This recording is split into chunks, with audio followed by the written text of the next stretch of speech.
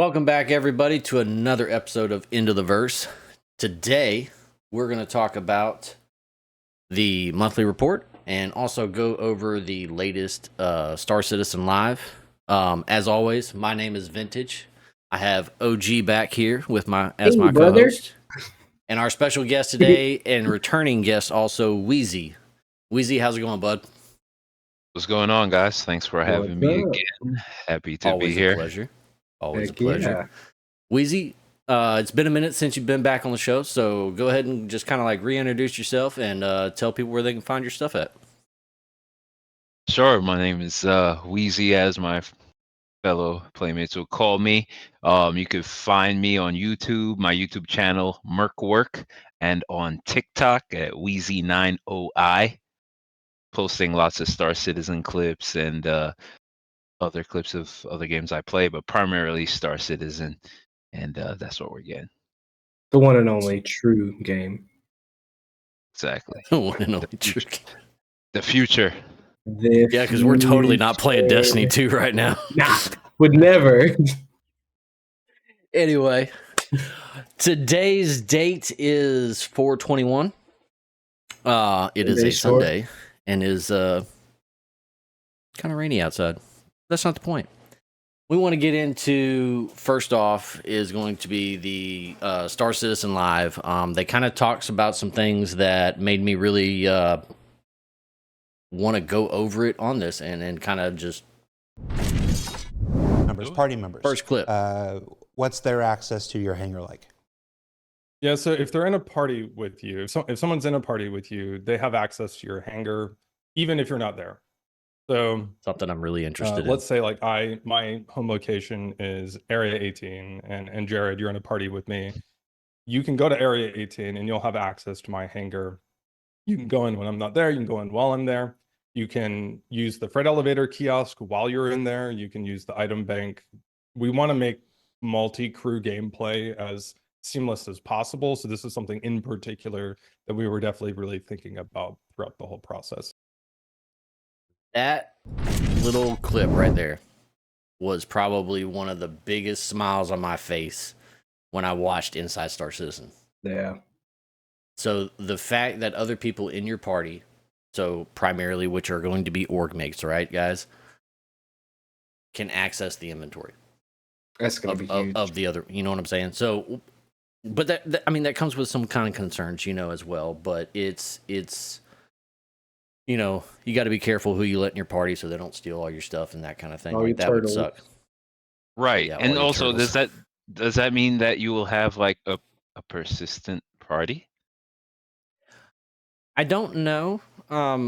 They didn't really touch on that. Because I mean, even as it stands right now, the only thing that really persists party wise is that little chat that you can make with other people. Mm-hmm. And that's the only thing I know of party wise that stays persistent is that type of chat. But as far as like an actual just like party markers and all that kind of stuff that you're talking about, like I doubt that that's going to persist, at least as of right now. Yeah.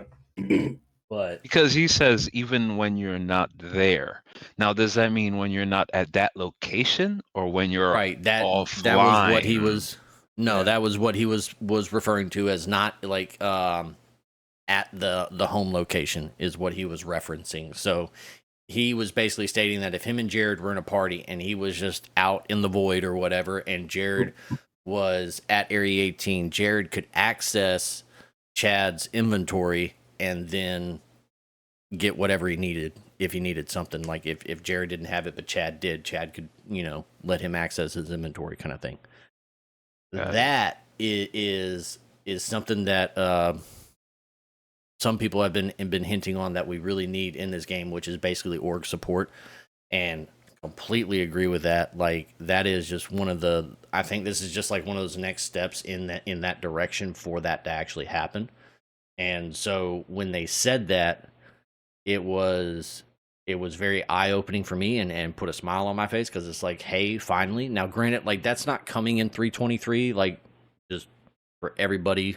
Yeah. Like this is not coming in 3.23, but it is something that they're working on, and hopefully it'll be like a concurrent patch or whatever they call it, an X patch. So it may not be 0.1 or it could be 0.2, whatever, we'll see what happens. But the fact that that is even on their minds means a lot, at least for me. I don't know about everybody else, but that's very helpful. I mean, not only just for orgs, but also for people doing like cargo runs and things like that. Like, that's a good thing on that side of the coin. On the other side of the coin, though, depending on how because right now what they're talking about is just anybody in their party can access that. But later in the video, they talked about they're going to have to figure out some way with the security.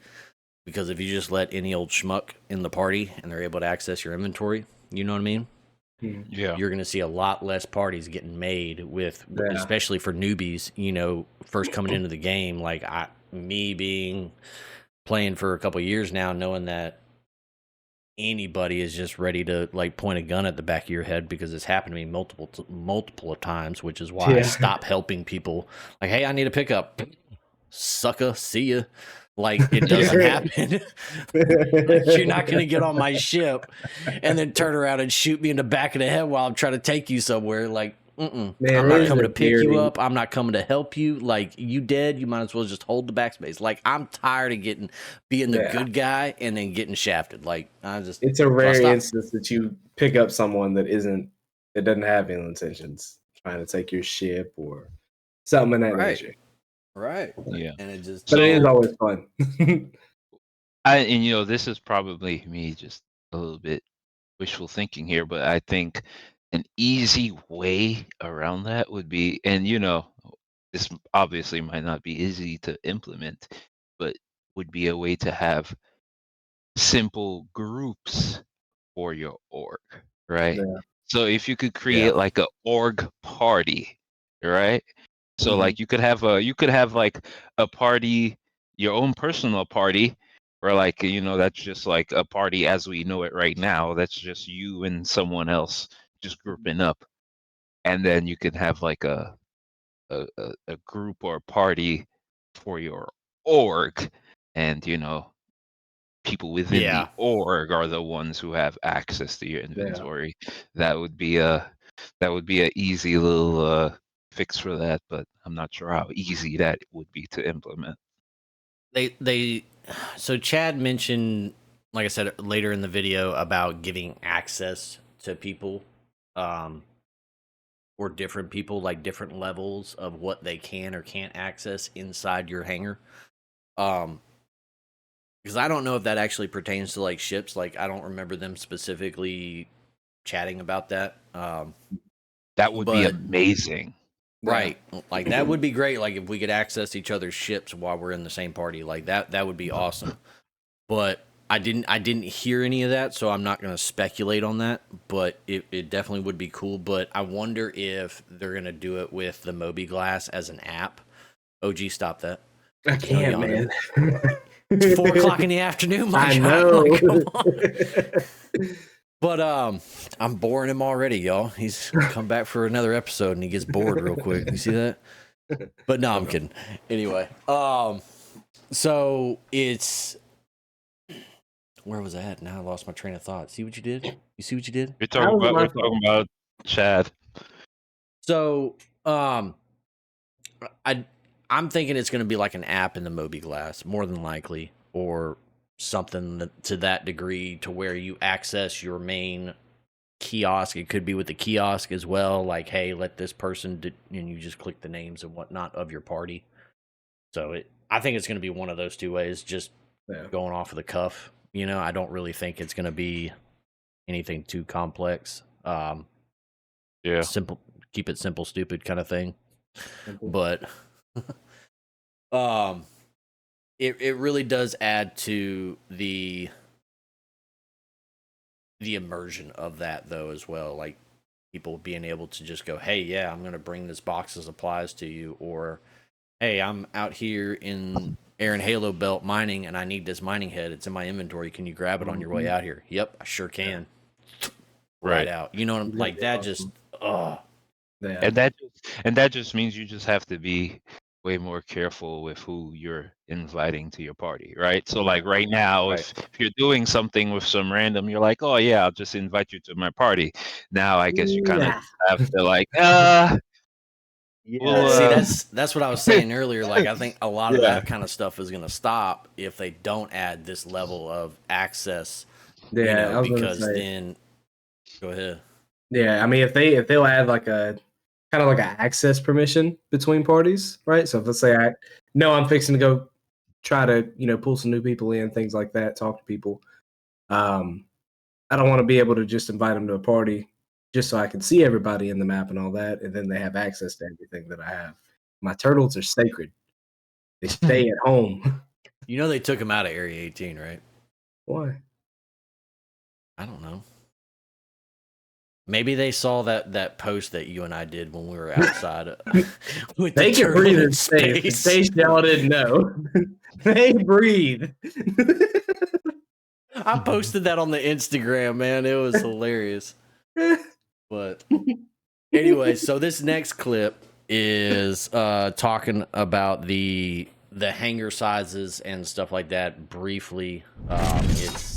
It's one. It's your home hangar. It's at your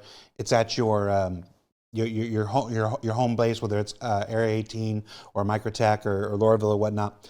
And the size that you get is based on the largest ship that you currently own at the time that you log in and pick it.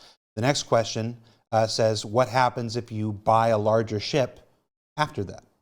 What happens to your hangar if you end up buying a ship that's too big for the hangar that you've been assigned?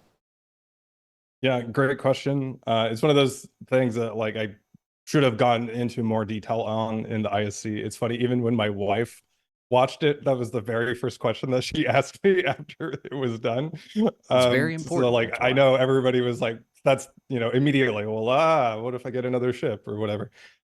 So yes, we've thought about that. For this release, again, this is just the first release. We're gonna improve on this aspect of it. For this release, the way that it will work is if you buy a new ship, whether that be outside the game or in-game with in-game currency, and then you go to request that ship, you can't do it if the hangar isn't large enough. So instead, what would happen is you would be given what we call a public hangar. And a public hangar is similar to a personal hangar. Just the difference is that if you were to leave the location, anything that you left in that hangar will be cleaned up and thrown away. So you can't treat it like your personal hangar. Like the personal hangar, you can decorate and leave all this stuff everywhere. You log out of the game, log into the game, it's all still there. That was one of the things that I the public hangars was that. And so the question basically was asking, like, if you buy a ship with in-game currency, does your hangar size increase? And the answer is no, roundabout. They basically they still allow you to do it, obviously, because they want that to happen. But your in-game purchase ships, if they're larger than what your personal hangar can accommodate, then it basically goes back to the system like what it is now, to where you go there, you call the ship, and then it sends you to a hangar of whatever size it is that it needs to be. So if you have an MSR, right? So you pretty much get a medium hangar, and you have a pledged MSR, you're going to have a medium hangar. And I'm just using medium hangar as a reference point. Not that I know, the different sizes or what it's classified as, but for sake of argument. And then you end up saving up however much it is for the 890 when they redo these price hikes on the in-game ships. And then you buy it. It's just going to send you to Hangar 11 or Hangar 12, whatever the larger ships are for, or whatever the hangar is, the largest hangar at that landing zone is basically what's going to happen. Yeah. And he didn't really go into it to where, like, if that was going to change in the future. So I don't know if that is going to happen or not. I would assume something like that would, because I've bought quite a few different ships that I've wanted to see if I wanted to pledge in game before I even spent the money, kind of thing. I also bought an 890 with eBay currency. I wanted a freaking 890, man. So whatever, like, judge me. I don't care. I'm judging you every day. I know you are. You always judge me. That's every just day. something you do. Every day. But every day. I thought that was kind of a keynote thing to where it's like just be mindful of that. And also he stated that those public hangars, basically, you're still going to be able to call stuff into, but if you leave that stuff just laying around, you're going to completely lose it. Like, there's no, hey, let me recall it or anything like that. So it's, you know, clean up before you leave kind of thing too. So that was something else as well. So what are y'all's thoughts on this, though? I mean, I think it's interesting. Oh, sorry. No, go. Huh? Started. Go. I was like, No, go. I think it's interesting. Especially since when you buy, as of right now, when you buy certain ships, they come with certain hangars, right? So, like, what if you, all right, so you start the game, you got your hangar, and what if you buy another ship with the intention of getting a better hangar? You know what I mean? Like, does that not compute? You know? So, like, as in, like, I'm not saying, when I say better hangar, I might not necessarily mean better as in like bigger as in size, but like better as in fancier, more Yeah, luxurious. different style. Exactly. Talking about like when you pledge a ship, like actually on the website, and it says Yeah. that it comes with like the Aero View hangar or the Exactly. industrial. That's the okay. Yeah. I don't even really know how that's going Right? to work out, to be honest, because when I don't know if that's going to be like a later iteration on whether it be an X patch or just something like later down the road kind of thing, because what they're talking about right now with persistent hangars is it just a hanger. Like, it doesn't look a certain way until you decorate it. You know what I mean? Well, so like I played back when you did have hangars, right? I played back when hangars were still in the game, and those hangars were different. Like the industrial hangar looked different than the Aero View. Like they were all different, and you could customize each of them a different Really? way. Yeah, exactly. So essentially, the way it was set up, it was kind of like the same system, like how cargo works right now on like the grid.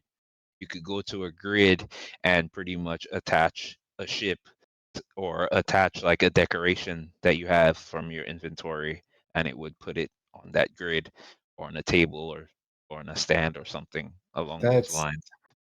That's Yeah. crazy. I never knew that used to be a thing. Oh yeah, That's how- yeah. It was yeah. like way back, dude. Yep. Apparently, like way back in the day too. Like if you went and landed at somewhere and like got repaired and refueled, like these little robots would come out and like you'd see like these little laser beams like working around the ship to repair it and everything like that. What? Oh yeah, I Bring did. it back.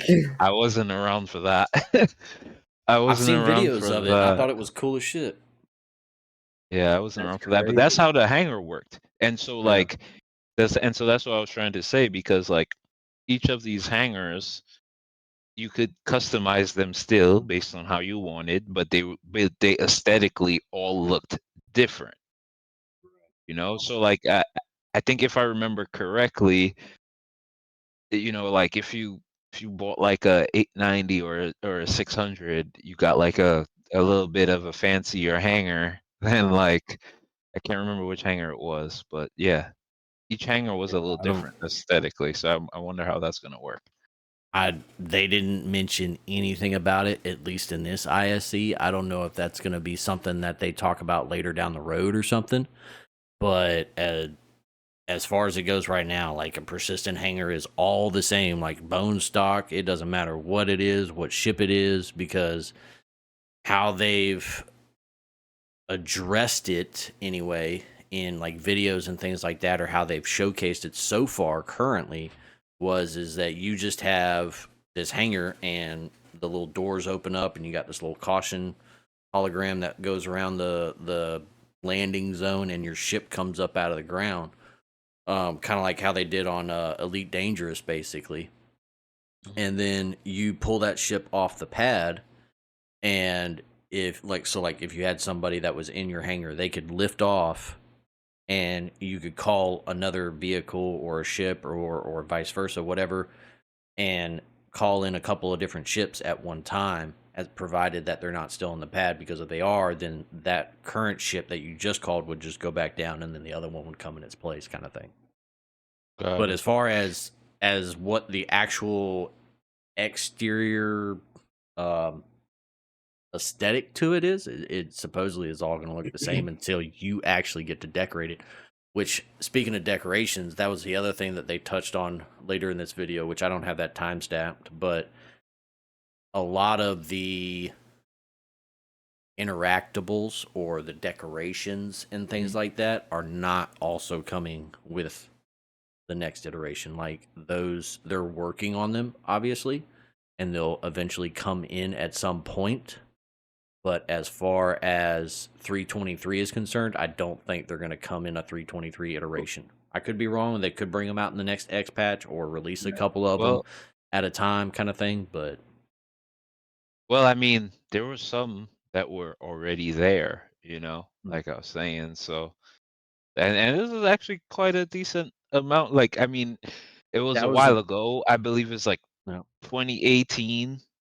That was the other thing that they touched on too, like later in the video, was that these older like hangar decorations are getting revamped, I guess, with like newer code or something like that, and getting like interactables adjusted with them. Like different parts of the code, from what I understood, is what they're changing. I don't know if they're necessarily going to change the design, but they are changing how you actually interact with them, because the old interaction is obviously different than the new interaction. So they're having to change some of those things and the animations and stuff like that and whatnot, because Jared specifically said, he's like, I want my damn jukebox. Like, I'm right there with you, because I have that sucker sitting in my freaking hangar right now. Yeah, like, I want it. So, right there with you, Jared. It is going to be cool to kind of have a little bit of your own personal space. You know what I mean? Other than your ship. Because, I mean, for me, I'm always worried to pull something out everywhere I'm at. I'm like, man, the only time that I do something like that is in the back of one of my ships. Other than that, nope. Yep.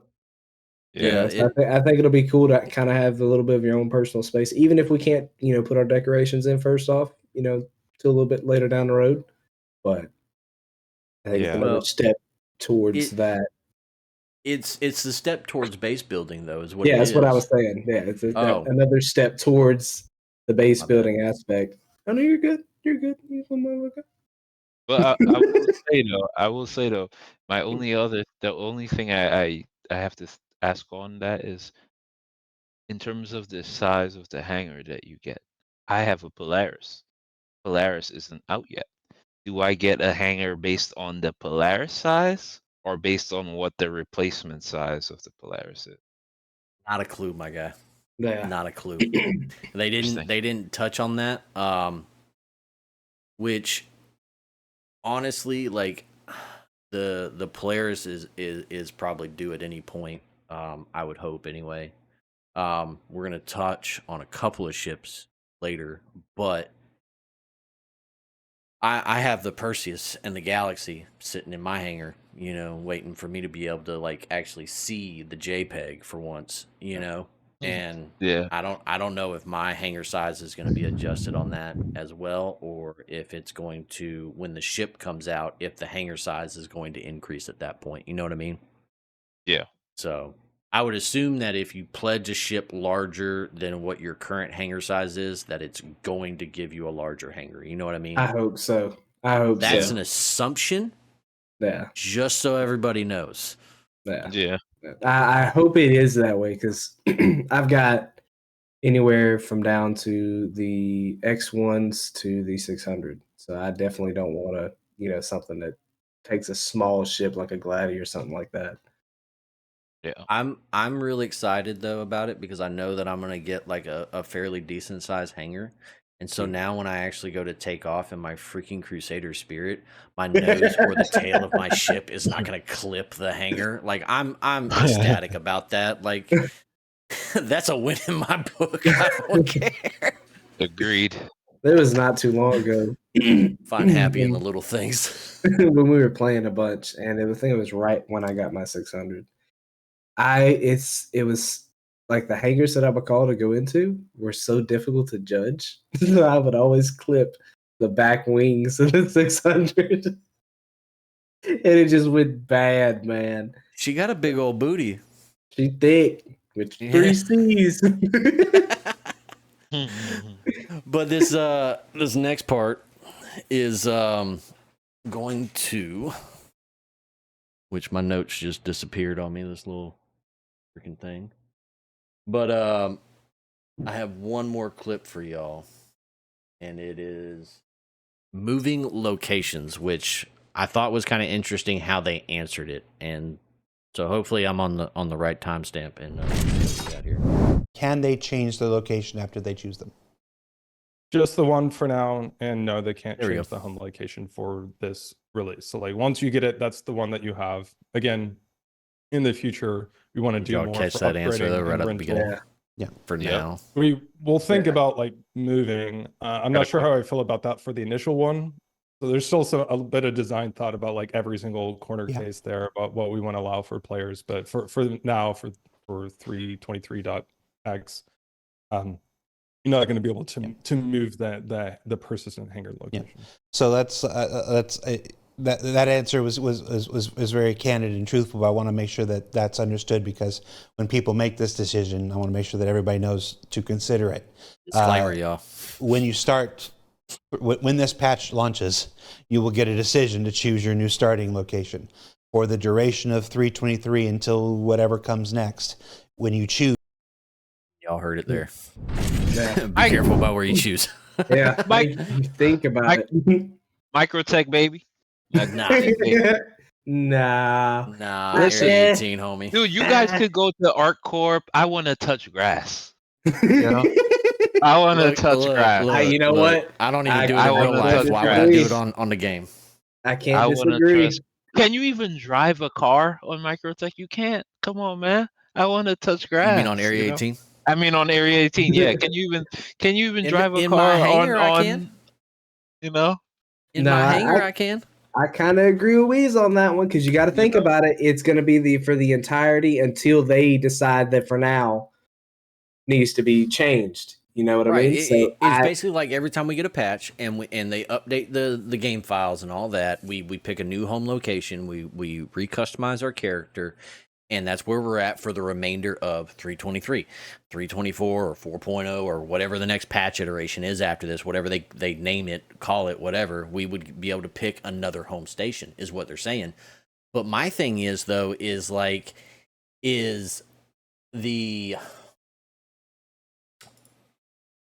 I think I've pretty much expressed this before, like on why I don't care for Microtech or Crusader or Hurston, and the reason why I go to Area 18 is because as soon as I come out of the Habs, Chubby Blast or Cubby Blast or whatever the crap it's called is literally right across the thing, right? I can agree and with that. I can go in there, I can buy all my weapons. I don't have to worry about any of that mess, right? Mm-hmm. I can go in there and get what I need and move on. And then if I need to go get something for my ship, most of the weapons and modules are either at Dumpers Depot or Center Mass. I take a left or a right. But the most important item of all. The XL1. I agree. I completely agree. Look, I am all about being able to, get your arsenal as soon as we get, hopefully, fingers crossed, we get a full wipe, because if we don't, I'm not getting in the game. I'm just going to cry in a corner somewhere. I need a wipe. I need it. I'm not saying this for 100% certainty at all, but it's almost safe to assume that we are going to get one. I need one in 323. I hope. I would almost assume. I have pages. Yes, you have complained about it before. Because it ain't changed. I get that, man. It's annoying, but at least you have missiles. I am all for, getting in, getting your guns, getting your ammo, your grenades, all that good stuff. Medical stuff if you need it. Medical stuff. Me personally, I don't go much further than a stock ship as far as weapons go. But XL1, if it'll handle it, first thing I grab. I typically change all of my components, which is why I like Area 18. Yeah. Which I don't think none of y'all touched the EPTU, have you? Nope. I have. Either. I've been in there. I have not. You got a Corsair? I don't have a Corsair. That Corsair now has 4 size 5 gimbaled. Oh no. And 2 size 4 gimbal on the wings. Oh, Homie, I was in the EPTU yesterday and I put 4 AD5Bs on the nose of that ship and 2 AD4Bs on the wings and just went brrr. I'm like, oh, it's nasty. It's so messy. And they're gimbaled. That's insane. You ain't got to work. No, man. You don't work, man. You fly past them, backtrack. They're blown. Oh yeah, it's gonna be a back strafe on that. That thing has no maneuverability whatsoever. Now don't get me wrong. The turrets are all size 2. Like every single one of the guns on the turrets are size 2. But it's still that's not a bad thing going up against like small fighters. You don't want to go up against big ships, but the size 5 hold 1,800 rounds, and the size 4s are still rocking the 1,500 rounds. That's a daily driver with some kick. It is. It is. That's going to be the sleeper because people are going to lock on or see the ship and like, oh, Corsair, yeah, no, whatever. Like first couple of days in the verse, and then they're just going to get shredded. Like it's going to be like those infomercials on, like what was that guy that always sold stuff and like, but wait, there's more. Billy Mays here. Yeah. And it's just like, and then you go and you change out your missile hard points to the 442s, and you get 16 rattlers on that sucker. I'm sorry, like that would just be my go-to. So I hate rattlers. I use dominators. I hate them. I cannot stand. Why do you use dominators? I use the dominators or the thunderbolts. Because he hates rattlers. I don't know. I just saw some dude. I don't know. I saw some dude on YouTube said dominators were the best, and so I went with dominators. Let me break it down to you what a rattler does to people, right? And the reason I'm saying this because me and Vintage we PvP each other a lot, depending on. Well, usually we do dogfights and things like that. Do you not think? Is all that gone? We've only been on like a Star Citizen away kick for a little while now. It hasn't been that long. I just realized that I'm a ground guy. Boy, Reese's soft chew cookies were showing my screen over here. I didn't even see him. That's the sad part. And I like them. Tasty. My favorite cookie, man. So rattlers, they're not detrimental. They hurt a little bit. They sting. But as far as the mind aspect goes of it, it's total intimidation factor. Absolutely terrifying. When I turn around after I get target locked and I see 19 blips coming towards me, there ain't enough flares, noise, or anything that I can do except for scream and run. That's about all I can do. It is absolutely terrifying. I love it. I love it. It is not. I hear that. But anyway, a little bit off the topic here. We're gonna move right back towards this. But I like the fact that they said that they are considering moving. Now, my question to that consideration would be is are we going to be able, like, is our stuff gonna move? Like, do I have the ability to like, right? Like, am I gonna be changing home locations in the menus, or am I gonna be able to go to a different home location or anywhere and just basically set my spawn as my home, and it's say like changing home location or whatever, you know what I mean? Yeah. And then like, does my stuff like over time get transported little by little, or am I gonna have to be responsible to remove all of my inventory over there and take the chance of which I hope it ain't the case. I hope feel like it is it's gonna not be the the case. I feel like it is gonna be the case because they're about being realistic, right? Yeah, Kinda. I agree with that. But that's if gonna be a it's terrifying ride. and if that's not the case, I feel like that's gonna be the case until there's like a system in place where like you can pay to have your shit moved. to have your stuff transported. Yeah. Yeah. But my they also question is, can you? Well, I guess this is probably too early to what? ask these questions. Ask But it like, anyway.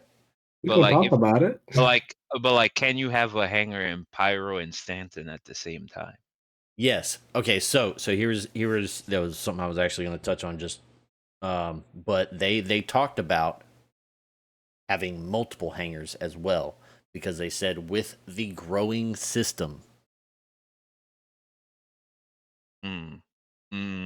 Systems is what he said. Systems, not system, but systems. Gotcha. And he said, outside of Stanton and Pyro and other. So he was talking about down the road there being multiple star systems, and you don't want to go back to your home station because it's too far. That was that like That's I'm nuts. paraphrasing. I'm paraphrasing by what he said, but he did specifically say you did not want to go back because it's too far. And I'm like, what are you defining as too far? Now, granted, I could be like seriously trying to overreach this whole thing. Like, I get that, but the fact what you talking that about, Willie? right, but the fact that they're talking about that kind of stuff and they have that thought process in there really kind of is like, okay, they're still. I'm hoping they're still planning on doing like multiple systems because they've talked about it. They got a whole bunch in the lore sheet, like with the Galactopedia and everything. So it's like. They did talk about having multiple hangars, like multiple like persistent hangars or home hangars or whatever, to where you have like these little things stationed all over the place or whatever. But in hindsight or whatever, it was also like a rental fee is what he said for like cargo space. And well, that was for something else, but like renting hangars, as don't have too many or you're going to end up like losing money kind of thing. But the fact that was like just a train of thought, I guess, or a possibility and their line of thinking, like that was really exciting. Oh yeah. So this is why we love Star Citizen.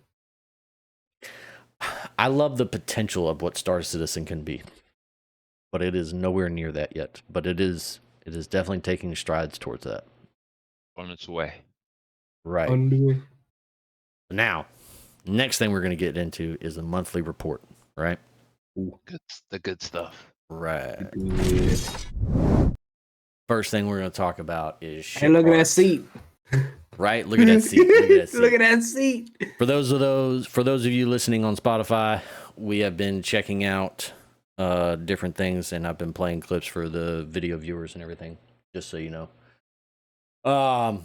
But anyway, so March saw progress on the RSI Zeus. Gray box was completed, and all functionality has been validated with the ship currently in the beauty and polish stage. Which means that it's almost here. It is almost here. Even though I don't have one, I am happy for you guys. I might just get one. Actually, no, I don't. Weez. I don't want to get one. You can fly my boat. Yes, I can. You can easily fly on our boats, man. Yeah. I got the MR version. I got the ES. Exploration for me.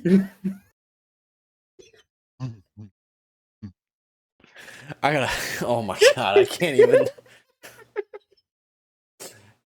Anyway, so the Anvil Legionnaire is white box complete, with the team currently waiting on gameplay validation for the artist to free up before they can send it to full development.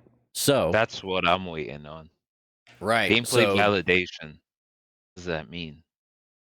Things like, okay, so Legionnaire, obviously, most people know that you're gonna have to hack the ship basically to get access to the airlock and everything, right? And then they're gonna extend the arm out in front, and it's gonna lock onto that, and then the people are gonna board the ship because it's a boarding ship, right?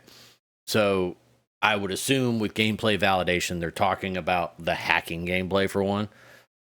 I would love for that to hurry up and get in the game because I have an MSR that has data running, and I would really love to be able to do that game loop. But whatever. I had to get rid of her. Yeah, I couldn't see it being feasible for me at the moment. I have one, so it doesn't really matter.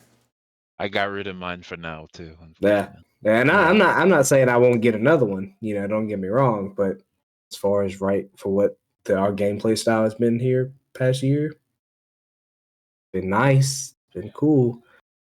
It ain't been perfect. You know, there's just only so much you can do with it. Yeah, especially right now. So, but those two ships, like, so RSI Zeus, obviously, I would almost put money on it to say that it's coming in Invictus this year. Because that's like middle of May, something like that is typically like if they're sticking to the same dates as they have been in the past, it's about middle of May. So like May 17th or something like that or whatever. Let it come for my birthday. It's in beauty and polish. So I would think I would think you're pretty right. Yeah.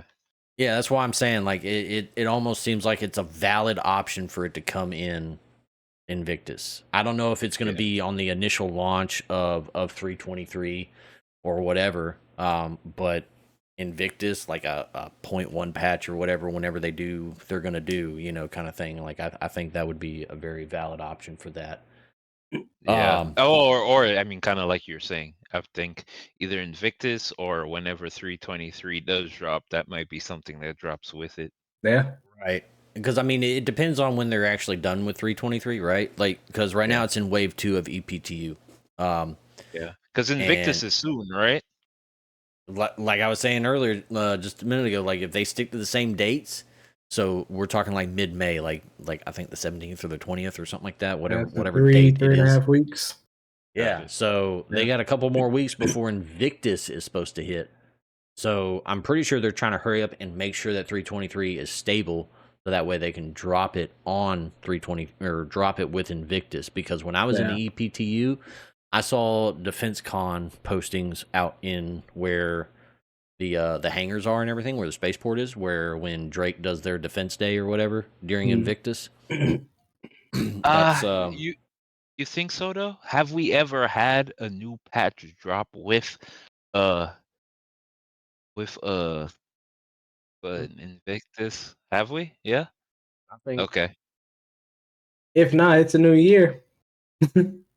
That's you know? I mean, like, that's true. Yeah, as long as we don't have a 318, I don't care, dude. Like that, and that was the main thing that they were talking about in the Inside Star Citizen. Going back to that, like they were stating like the reason, which if some of y'all don't know upon watching this video, the whole calling your ship up and persistent hangars and everything is not coming in 323.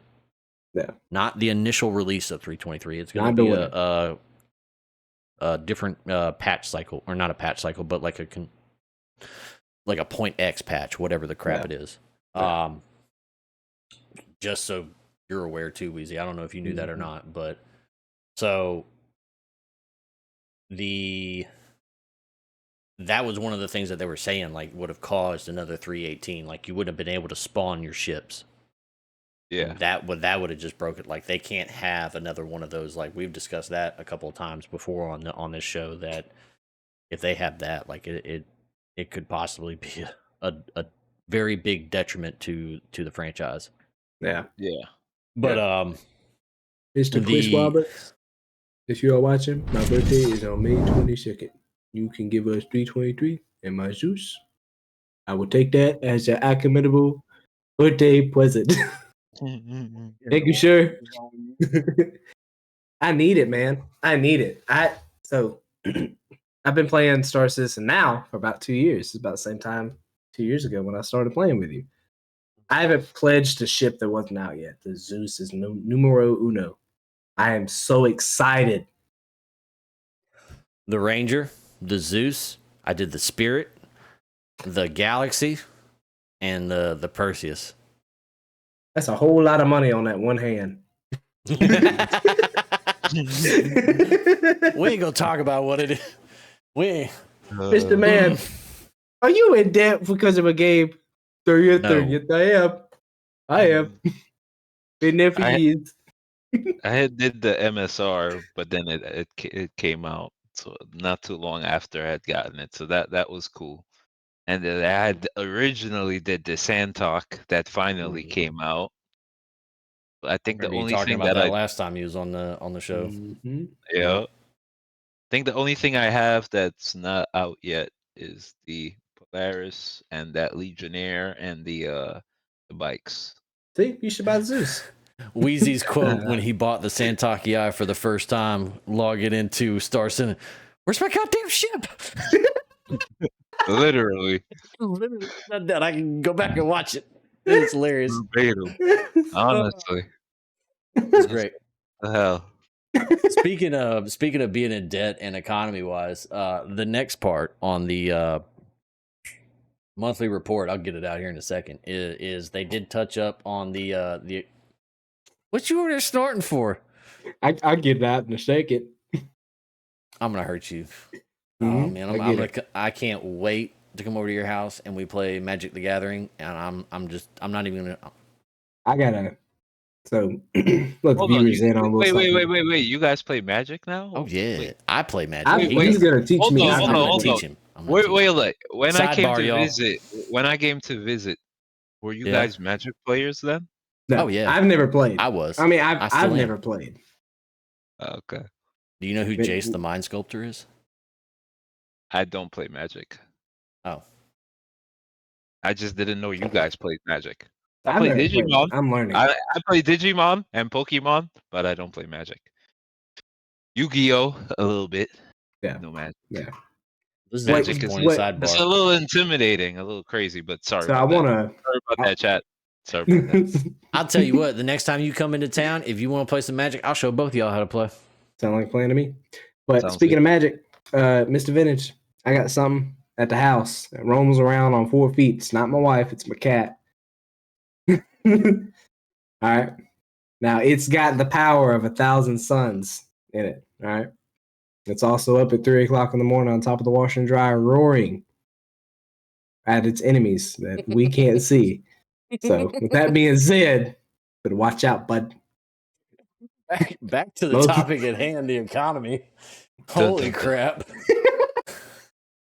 Last month, the economy team continued rebalancing commodities. Did you? Making sure they have scalable algorithm that will work with other systems like crafting.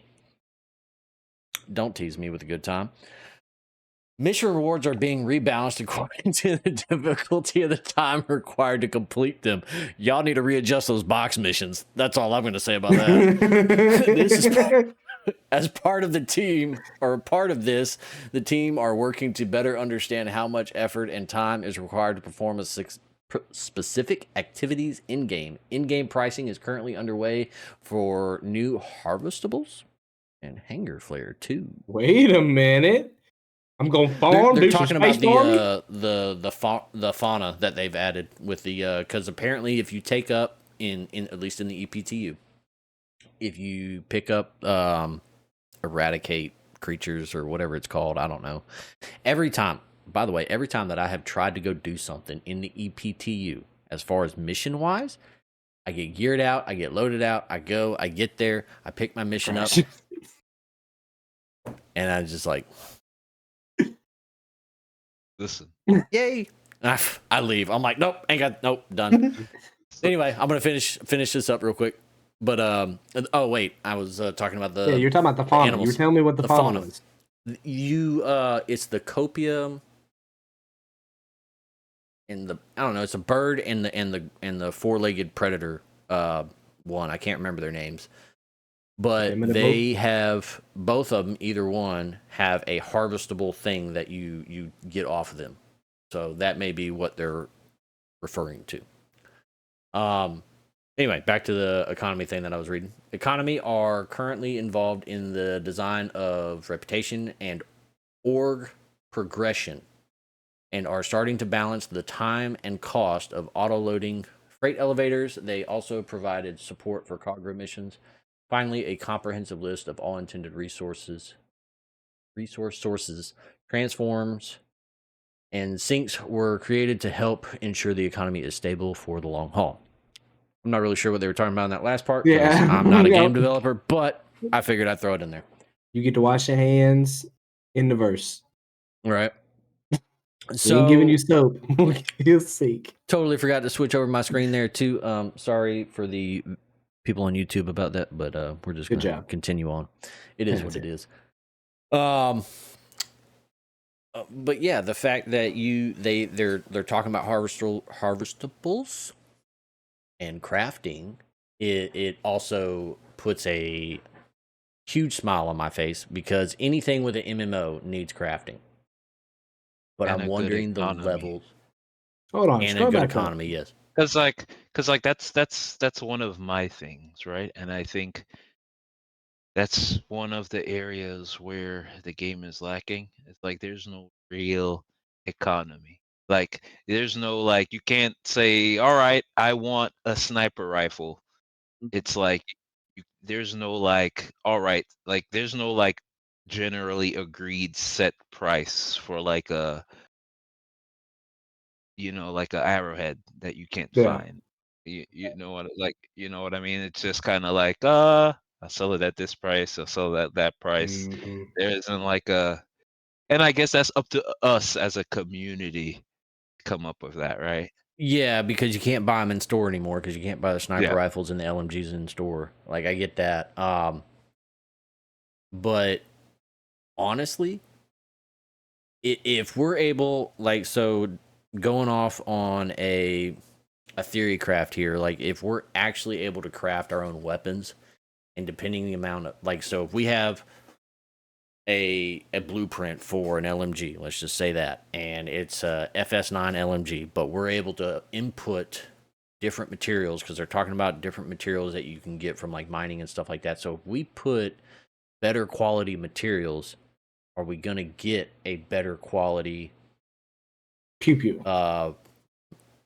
FS9 out of it? Like, but does that mean that it's gonna have better accuracy or less recoil? Or is it just not going to wear as quick? Because they talked about weapon wear and tear as well, which I don't know if that's coming in. They haven't even talked about that at all in 3.23, so I doubt that's coming in this patch anywhere. But yeah. My thing is that that would be where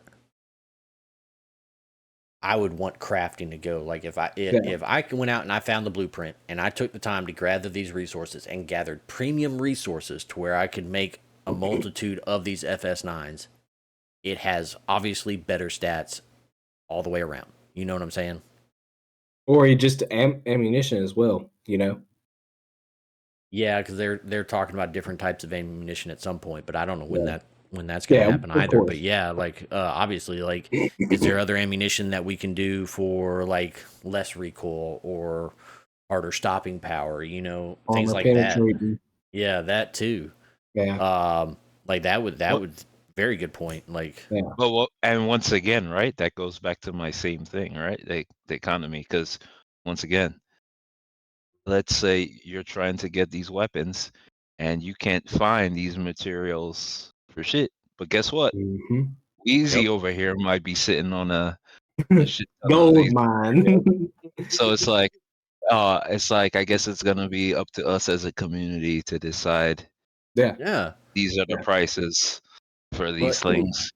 I really hope though, like with crafting though, and the economy, like they give us more when it comes to weapon, not necessarily customization, but like stuff that we can throw on the weapon. Like I'm not saying go on the level of like Call of Duty or whatever, to where they have all these different attachments, but right now all we have is either a light, a laser, and then 3 different barrel mods and a couple of optics.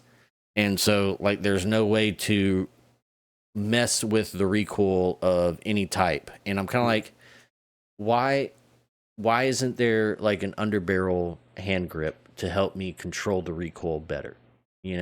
Like I can tell you why.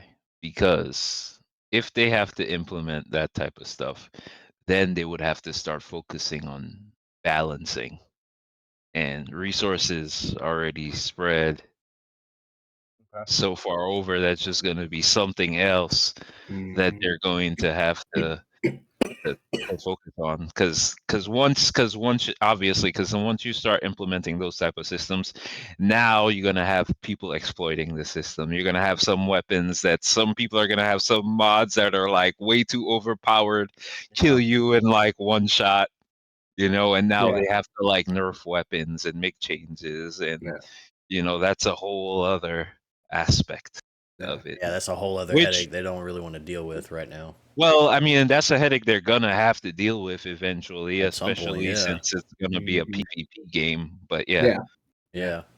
Something that I think would be really cool to see in the future is, being able to, just like I said a little bit ago, like being able to find a blueprint and craft like armor penetrating rounds or incendiary rounds, things like that, or something that bypasses, like maybe a shield, something like that, and does direct damage. Maybe not like overly, like just straight out, like just. Yeah, not like. But like I get what you're saying, like something that helps with a little bit more damage mitigation, or like if I'm running a jump down, I'm on the ground by myself. Dude shows up in a ship. I want to be able to, if I don't have a railgun on me or something like that, I want to be able to at least do something to kind of just ward him off. If I take the time to go find the blueprint and all that, I think that would be pretty cool. But realistically speaking, though, in real life, trying to shoot at a ship. In real life, OG, you're out on a mission and a freaking helicopter shows up. I mean, if you get seen, that's your ass, man. That's it. I agree. I agree. I'm hiding. Like I ain't trying to shoot at this guy. He's freaking Iron Man. Yeah. It's not an action movie, but I do get what you're saying. Like, don't get me wrong, I do get what you're saying. 100%, yeah. But at the same point, like, I don't think like a whole lot of people are really going to be trying to take puck shots at a ship unless it's like an arrow that they just so happen to not see them and they might be able to get a shot off. Yeah, like DC. Yeah. Huh? People like DC blowing eclipses. Only thing I can see is if somehow they implemented some super rare Xeon alien weapon that could somehow, like a sniper rifle that could somehow bypass shields or something like that. Or does like plasma damage. I could maybe see some type of weapon like that being implemented in like the future or something. Call it the home way wrecker. Down the road. Not called the home wrecker. Called the home wrecker. But moving on with other stuff that is going to be good to see, something that everybody's going to have to be looking out for in the future. And for those of you who did not look at the monthly report, I actually managed to change my screen this time. If you look here on Good screen. job. Fantastic. You see these explosive containers here? These exploded containers? Oh yeah, I'm killing OG, us. all I gotta say is you better watch what you standing next to, because as soon as I see you standing next to one, you're gonna go 5 feet in the other direction. You better hope they aren't movable. You better hope I can't tractor beam it to you. That's all I gotta say. It is nothing but a mouse scroll to get to my second weapon. How many times is somebody gonna tractor all these into the back of their ship? Would be a pop. Now, wait for you to get boarded and then just blow the whole thing up from the inside. I wonder if they explode on impact, as in like That's not just if you shoot them. Like let's say if you take one and you chuck it with like a tractor beam. Yeah. It says right above the picture here. It says explosive containers are reworked and now replace static mesh in levels, so they will now explode if players shoot them. I am going to be on the lookout in every bunker. I'm just going to sit and wait. However, science. That's all I'm going to say. There's more than one way to blow up something. There's a lot. We can tell you. Lot. We know a thing or two because we did a thing or two. Oh, dude, we could totally collect a bunch of them, fill the back of a Pisces, and like send it down on a kamikaze run. and see what Or survives. something even better.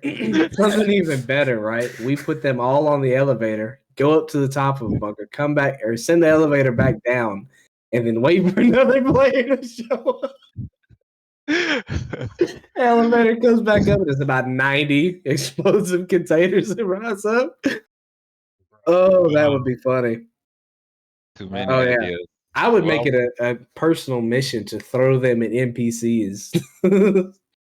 We have things to test. We have science to commit. What did they talk about graphics? I seen something there. Graphics, VFX programming, and Planet Tech. Is that what you were Yeah. Here, I'll read it. Throughout March, or are you guys ready? Everybody? Yeah, go for it. Go for it. If you want to add this in, let's do it. Yeah. Throughout March, most of the department's focus was on bug fixing and various deliverables for Alpha 3.23. Performance scaling options were added to the water simulation to ensure that it can scale to all hardware, while various improvements were made to water boundary, shading, and visor wetness to achieve a seamless effect as players entered water. That's pretty cool. They talked about that on the Inside Star Citizen. Yeah. On this past week. Yep, that was one of the something water or whatever. I don't know. I mean, and you can also see it in the EPTU. So really? Yeah, like there's this YouTuber Ollie. He has a really cool video where essentially, like, if you have a ship and you're flying like down close to the water kind of reacts to like your ship. Yeah. So like when you're flying, you see like their water ripples and stuff like that. A little rooster tail. Yeah. And now you can actually stand in the water and not die, etc. Did they do it with the weapons too, or is it just reactive with like ship engines and thrusters type deal? It's also reactive with the weapons as well. Cool. I haven't tested it out myself though. So then another 2 points in this little paragraph that I think is pretty cool. The Planet Tech team started to work on Planet Tech V5 with initial focus on the groundwork required to set up spatial partitioning. They're currently deciding how this will work with server meshing and server crash recovery. The devs also introduced concepts of default planets for the internal editor. So it's a trivial for anyone to create and use a planet for testing. On the VFX programming side, in addition to water improvements, the team continued networking support for the fire simulation. Yep. They're also making changes to the augmented reality render layer to enable support for holographic weapons, muzzle flashes, all that good stuff. So that's pretty cool. Yeah, they also showcased the fire extinguishers on the monthly report, which I thought was awesome. Really? Next and last on our screen here is talking about last month, the gameplay feature team successfully passed a go, no-go gates for procedural recoil, new scopes, dynamic crosshairs, and reload improvements. Further bug fixing is currently ongoing for the deliverables. Progress was also made on ammo repooling, including network optimization and bug fixing. The looting UI is also updated to support the way ammo is repooled, while reload animations now play at the correct time following the rummage animation, which I thought was kind of cool because apparently we're going to get some kind of rummage animation. But rummage, I have not been able to experience the ammo repooling because I've not been able to actually do any missions in the EPTU, because every time I do, I get a server error, please wait. And the first initial one, I was kind of like, it was taking forever, so I just ended up alt F4ing. The second one, it actually recovered, but it didn't seem like it recovered fully because there were some things that I still couldn't do, even though I was moving around and stuff, so it was kind of weird, and I just said, forget it, and I'm out. And it was what it is. You know what I mean? We do. So it pains me to say this, because I'm a microtech person, but I unfortunately haven't been able to make it off of microtech in the EPTU. So, like, dude, it's like Every time I get onto the train, something happens. Like the Dude, first the time I got trams onto the scare me train, right now. dude, the train phased into the ground, and then like Yeah. I got kicked to the menus, right? So I'm like, all right, cool. I got kicked into the menus. I'll go back in. Fine. I go back in, and when I go back in, I got put like my character respawn on the train tracks, like right before like you get to the tunnel. It's like a bad nightmare. Waking up, turning around, it's a tram. I took the tram from Well, so I was like, you know what? I'll just stand in the middle of the tracks and wait for the tram to like hit me, and then it'll just be suicide, and I'll respawn. And the tram kind of just like phased for me, and I never died. So Oh I just man. Go went figure, back to right? the menus. Yeah. So my first experience with the trams in 323 was I got on that sucker and I literally it did the whole like let's go to space on a train kind of thing again. And it started glitching all over the place. Like it was just showing you different parts of Area 18, and then like the doors opened and you saw where you got off at, and I was like, oh cool, I'll start going. And as soon as I got to the point to where I was going to cross over, that sucker jolted back and I fell right off. And I was like, nope, not doing it. Alt F4. I was like, I'm gone. Like, nope, I'm not doing. Wasn't playing that game. And now the next few times that I've gotten on that sucker, I just stand there and I wait, and I give it a few minutes, and I'm just like, all right, now a few seconds, and I get off. But yeah, like it's jumping all over the place, hilarious. and it's a said. trip, man. It's a trip, and but it's fun. So I love my Protect, but unfortunately, I can't leave it. It's a prison over here. You just need to see if you can get to the commons and go to the surface there, and then walk over to the garage. Yeah, that's probably what I need to do. But so the last and final thing that I wanted to talk about today was they announced CitizenCon for 2024. OG, you can't dance. You're gonna be watching on the screen. I'm gonna learn one day. I am. I'm gonna learn how I'll to bring dance. I'll bring a GoPro when we go, so I'll capture all the footage. That sounds like a plan. I need a POV of Manchester, and I need somebody to bring me back some snacks because I can't go. So yeah, me, Weezy, Gav, and Gav, which was on last week, and Novocaine, which I've yet to coax him to come on and have a chat with us, are all going to CitizenCon 2024 in Manchester, and we are all equally excited. Yeah, and I'm excited for y'all, and we appreciate that. But I'm still excited that you get that they still stream it. Like that's also like if they didn't stream it, I would probably go cry in a corner, to be honest with you. But I'm happy for you guys to be able to do something like this because I think it's a big step for everybody.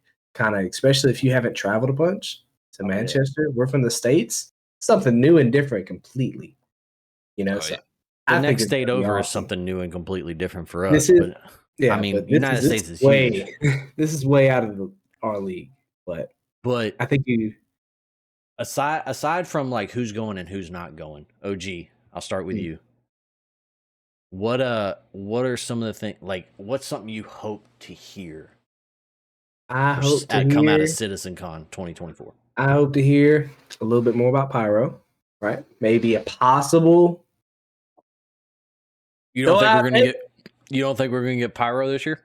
Look, CitizenCon last year, we were told he's not telling us a date. We'll have to pray that we get a date this one. He said, I'm not doing it because you guys are going to be mad at me. They have specifically stated that they are shooting for the summer patch of 2024, which is not 323, but the patch after. Well, maybe we can get some inside leaks, something that we haven't seen before. Last year we learned about the star map changing, the quantum map changing. Or not quantum map, quantuming, Oh think, yeah, the actual animation or whatever. Yeah, when the they actual actually go- animation. Oh yeah. Ooh, that's nice. I can't wait for I that. would like. What I really would like to see. I know it's a far stretch because we're just now starting to get some things in order. I would really like to see maybe a big step towards base building. That's You in know? production. Like, I I want know to see it's an in update on that. I want to see something. Yeah. You know, I want to see where they're something at in with that. game. For real, You for know? real. Weezy. So Hang on. so I mean, I'm gonna hold them to their word and believe that hopefully we'll see Pyro by like the summer patch. So like if that does happen and we do get Pyro that by the summer patch, that means we'll already be 2 months into it by October. Mhm. And so They gotta October, give us something new. it's CitizenCon. I want to see something about. I want to see a big update on Squadron 42 because last time Yeah. there was like major that was like a major news. We had like a Mhm. big in-depth trailer. You know, they went really in-depth into it and they pretty much said it was onto like the polish phase. Yeah, the polish So phase. so I feel like this year some that needs to be followed up with another banger, you know? I don't know how much validity is to this, but people are speculating over on Facebook. And now, granted, this one's probably going to be more PU related and not more Squadron 42 heavy, and it's going to, you know what I mean. But I think that if I'm hoping they say, hey, Squadron 42 people that bought into it like actually have the thing. Shortly after CitizenCon, you're going to be able to download it and play it when you get home. Like that would be one of the, like, if we're talking about a Squadron 42 update, like I would love to see that. It doesn't necessarily have to be complete and like and bug free and all that stuff. Like it's like kind of like a beta. Like like a beta, you know, whatever. Yeah, because like, dude, because like, I mean, that update we had, I mean, it seemed like it wasn't that long ago, and it wasn't. That was just October. But by the next CitizenCon, that would already be a year. Yeah, you know, it'd be a full and year. I'd like to see where they're at in a year. Yeah, absolutely. Right, and if last year it was onto like the polish phase, then this year they should have been significant strides, if not 100%. for like a major like setback. Yep. I think so. I am hoping to see something on the continuation of systems and being built. Like I hope they announce like the next 2 or 3 systems or something like that. As much of a taboo as it seems like it would be because of Pyro taking 6 years. They've been talking about Pyro for however long now that it's like Pyro came out, right? This is speculative. You know, Pyro comes out in the summer patch, and then 4 months later we go to CitizenCon, and then they're like, oh yeah, we're also releasing Nyx, Odin, and Terra. You know, in the next couple of patches in these next 3 subsequent patches over 2025. I would be ecstatic about that. I wouldn't be surprised, because if like I said, if we're talking about this, that would have already mean that Pyro have been already successfully implemented. Correct. And this is on the if that's the case, they have and if that's the case, then they pretty much already have the blueprint, you know? Server meshing is stabilized. The replication layer is working like it's supposed to, like all that kind of stuff and whatnot. Exactly. Update on base building, as OG was saying.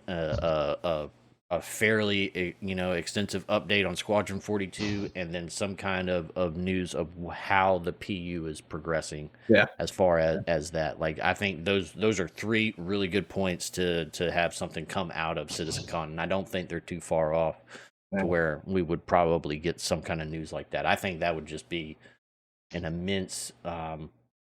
You want to talk about getting on a freaking hype train, like that would cause it for real. Like, I'll tell you, if we get that kind of news next CitizenCon, I'll shit your pants.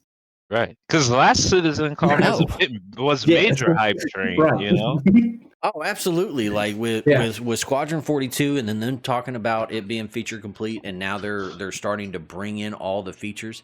And everybody, for the longest time, at least the beginning of 2024, was like, yeah, okay, whatever. We'll see it when, I'll believe it when I see it kind of thing. And then here we are approaching 323, and they're seeing all these features like actually being committed, and getting rolled in and things like that. Like people are, I'm not going to say are starting to have like this way more faith, but it's like it really feels like a different kind of CIG or whatever with what we were in 2022 compared to what we're now in 2024. Like it really does feel it's going to be a completely different game, and I'm excited to play 323 in its PU phase when it's on live release instead of in the other portion, because I really do. And one more thing that I would like to see out of CitizenCon, if we're not given anything beforehand, is the 600 we rework. That would be nice. That would be nice. That'd be lovely. Would be nice. It would be. That is like a mobile home, dude, because that thing is going to be massive. Yes, and I think that was one of your main reasons why you bought it, wasn't it? Because that was the main reason. That was the main reason. Is I seen a little bit about it, and I was like, I need that. I need that boat right there. That's my shrimping boat. Yeah. And I think that CitizenCon 2024 is going to be awesome. Especially for the four of us, Weezy, because we're going to be over in Manchester for like a freaking week.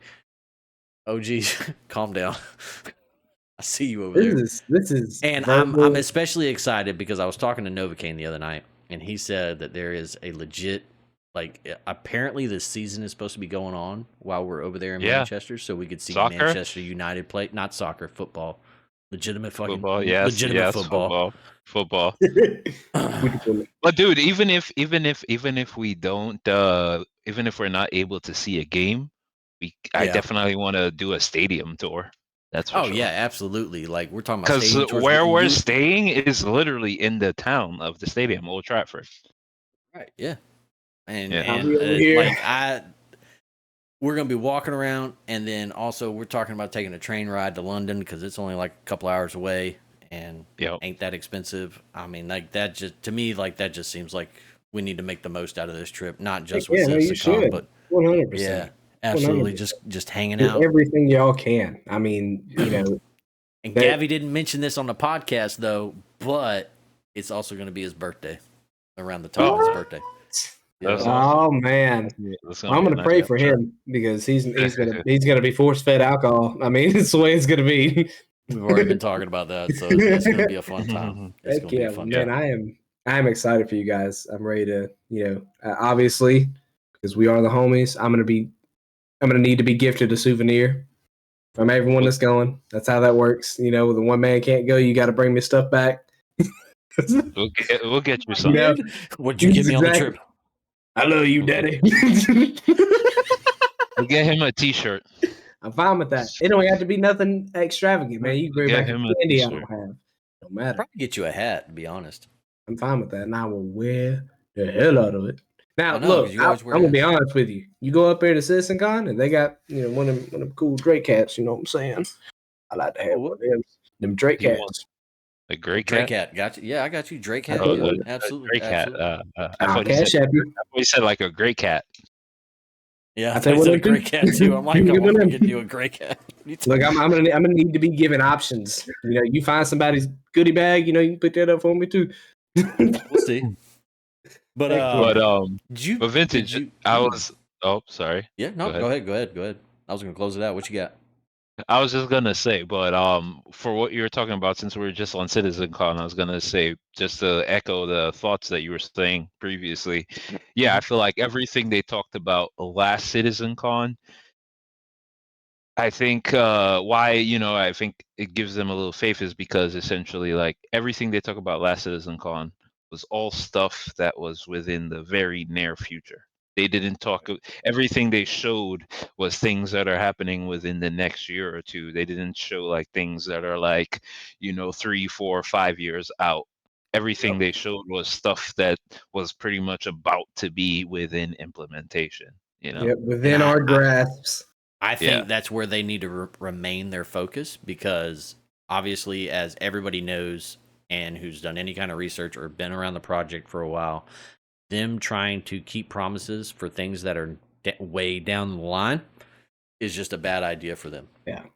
Because I don't want Chris Roberts ended his I don't know, speech or whatever at the end, he's like, I'm not going to give y'all dates because y'all get mad at me when I do. And it's like, well, there's a reason for that, bud. Like, we love you and we appreciate what you're doing, but you tell us one thing and then it falls off, like, and there's no updates in between that. Like, people are obviously going to get mad. So, I mean, it's just like, I want you to show me the things that there's a great possibility of me seeing soon. You know, don't get me wrong. I'll get excited about things you say that are going to be, you know, on down the road. Don't get me wrong. But an event like that, I want you to show me what I'm fixing to have, what I'm fixing to be able to acquire, what I'm fixing to see, you know? So absolutely. Heck yeah. I think the other thing too, that there's also the possibility of not only showing us what's the most current, like what they have coming up within like the next year or 6 months or whatever it is, but also like, hey, we're also looking at doing this, but we don't know yet. Yeah. Like if they simply say like, this is something that we're thinking about and we're not sure if it's going to work or how it's going to work. Yeah. I'm cool with that. 100%. But don't go, hey, you're going to be able to buy your own planet and avoid people from coming to it in 4 years, and then it never comes about. Like, don't tell me that kind of stuff. Like, that's just, you know what I'm saying? Like, whatever. Yeah. Like, I'm just throwing out something like completely absurd, but that was my thing, you know? It's like, don't tell me you're going to give me something in X amount of time and then not give me any updates. And then when that time comes around, we're all going like, where that? Where it go? Man, I agree 100%. But to close it out, OG. Man, let me tell you about today's Florida man experience. Right, I got some good. This is so. This is the most probably on point country Florida man one that I could think of. Right. This is it right here. This better be good. It's pretty good. It made me giggle. Okay. Man held at gunpoint, asked to drink beer while it's cold. All right. So, man intimidating neighbors with a gun was still firing shots in the dark when police arrived. According to the officers, the confrontation took an even more unexpected turn when he insisted on drinking beer while being held at gunpoint. This bit in quotations. This beer is cold, sir, and I want to drink it. You think that's all right? The suspect is heard asking in the video posted by Port Orange Police Department on Facebook. The standoff includes the distinctive sound of an aluminum can being popped open. That is on point of what us country. Is that a beer commercial? But it's gotta be a beer something. I don't know. So, I mean, you think about it though. He knew that he was in the wrong. He probably shouldn't have been doing it. I don't know why he was intimidating neighbors and shooting in the air. I don't know what that was all about or why he did it. He was upset about something. But he knew he messed up. He knew he's fixing to be in jail for a while. And he had that ice cold beer in his hand. And he said, I'm not letting him enjoy it before he got locked up. He said, I might as well get one last sip. This some bitch is cold. I ain't going to have nothing but hooch up in the penitentiary. This beer's gonna be good. I'm gonna remember this beer. that is our Florida man topic for today. And that he was 32, by the way. It was what? He was 32 years old. Oh my God. 32. I swear to God, I thought he was like in his 60s or something. That's what I figured too. But he's a younger guy. But that is the show for today, y'all. Weezy, I want to say thank you for coming on. OG, it was good to have you back on this one. And we'll catch y'all next time. Heck we'll finish it out with a mini vintage. Meow. Adios, y'all. Hey, mini vintage here. I just want to say thank you for all those who listen to this podcast. It means a lot to me, my dad. Make sure to like and subscribe. Check the description down below for all our socials. 07 Citizens.